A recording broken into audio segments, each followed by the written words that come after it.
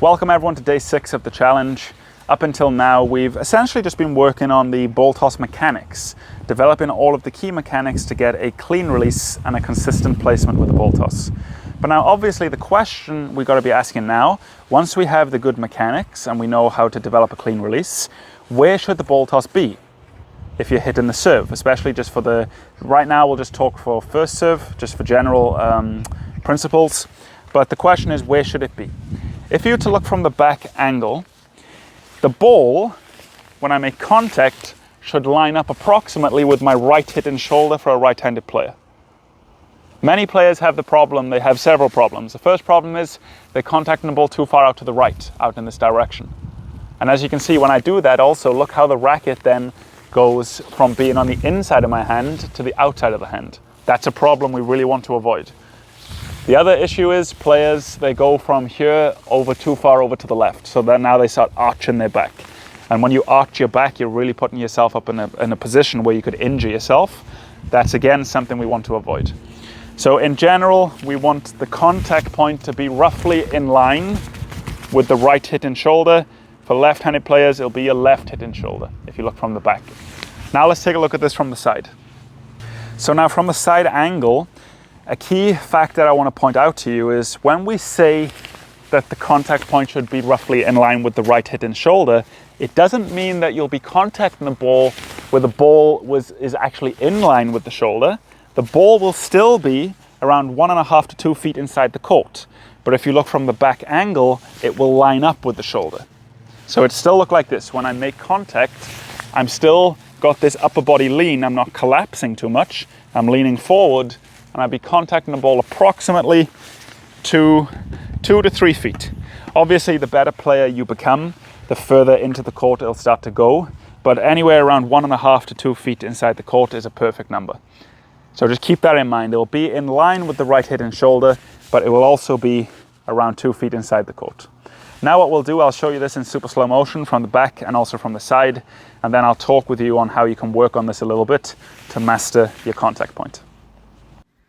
Okay, so let's take a look at the optimal contact point in super slow motion. This will give you a better understanding on where that optimal contact point should be. Now, if we watch this here, we see I've just completed the toss in action. The ball is moving right to left in the air. And now as I go up to contact, I'm going to be cutting the ball off in its flight and I get to here. Now, what can you see at this position? What you can see is hitting arm is straight. Racket comes back on the inside of my hand and I'm contacting the ball approximately above the right hit-in shoulder. And can you see how it completes what we call a power triangle? This is something all the best players will achieve and sustain, is a power triangle. It's a much stronger position for the racket to be in. That's why you need that ball to be approximately in line with the right hit-in shoulder from the back angle. But one quick component with this. So we say in line with the right hit-in shoulder. Now, does that mean that if you was to let the ball fall, it would hit your shoulder? No, it wouldn't. What would happen is the ball would still land around 2 to 3 feet inside the court. All that's happening here is the ball from the back angle, when we look at it, is lining up with the right hit and shoulder, but it's still 1.5 to 2 feet inside the court. So just keep that in mind, okay, when we say that. But yeah, that is the ideal contact point. Now, some of the keys you want to avoid is when the racket is more like this, directly above the hand, or in some other cases is too far out to the right.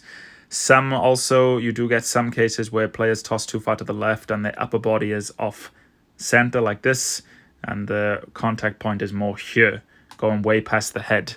If it's like that, where it's way past the head over in this direction, that's also an issue. So in summary, main key here, try to get the hitting arm straight, racket on the inside of the hand, contacting the ball approximately in line with the right hit and shoulder. For a left-handed player, it would simply be the left hit and shoulder.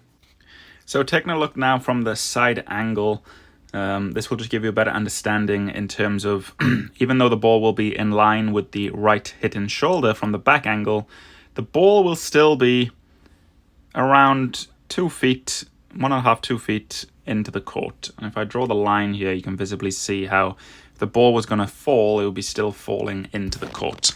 Now, in terms of how far into the court you want to be contacting the ball, That's going to vary from player to player depending on your level. We will also be discussing this in more detail in the next couple of days of training. The better you get, the more you'll toss in. But you can visibly see here that, let me just show you one more. On this one, I'm tossing further into the court. So you can see I'm really exaggerating here, tossing in. So here's my current ball toss position.